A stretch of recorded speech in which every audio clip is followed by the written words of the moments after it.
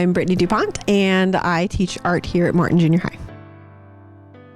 In art, we have a whole bunch of different media. We explore drawing and painting and pottery, weaving, paper mache, but within each of those units, I like to offer lots of choices. So when students are doing drawing, they start with a pencil, learning some basics, but then they can choose what they want to finish their drawing in, whether it's chalk or oil pastel or charcoal or ink. And for painting, we go through the ropes of tempera paint and a watercolor, and then they can choose what they want for their final or a combination. So I find with junior high, like the more choices I can give them without compromising the learning goals, the better.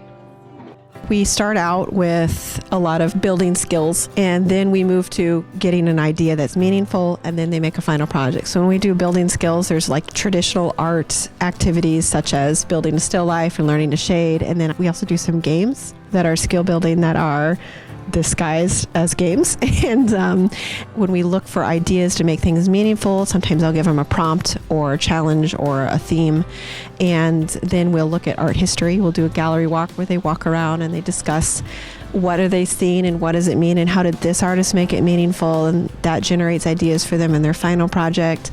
And then they design their final project. They decide what they want to say, how they want to say it, how they're going to use the skills that they've been building to make something meaningful, and then they put together their final. And then after that, I'm just like, all right, you've learned everything.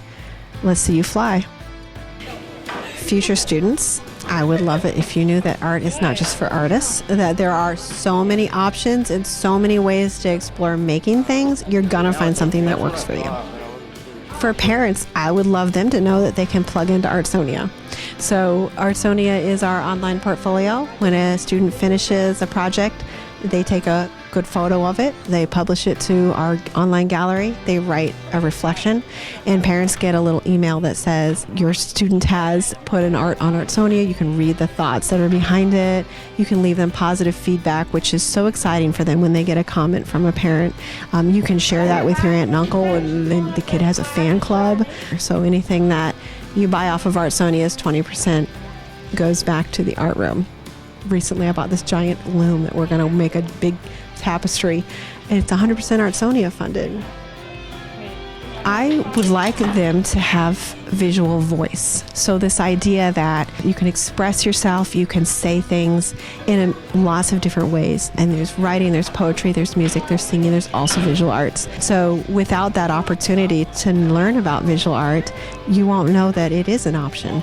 And also, they're able to see the world, like to look at the world and go, oh, I understand what this person was doing and why they made that artwork. It's an option for them. Some kids will move on and say, this is something I want to do in high school, something I want to do as a career, or it could be, this is a healthy outlet for me and a healthy hobby.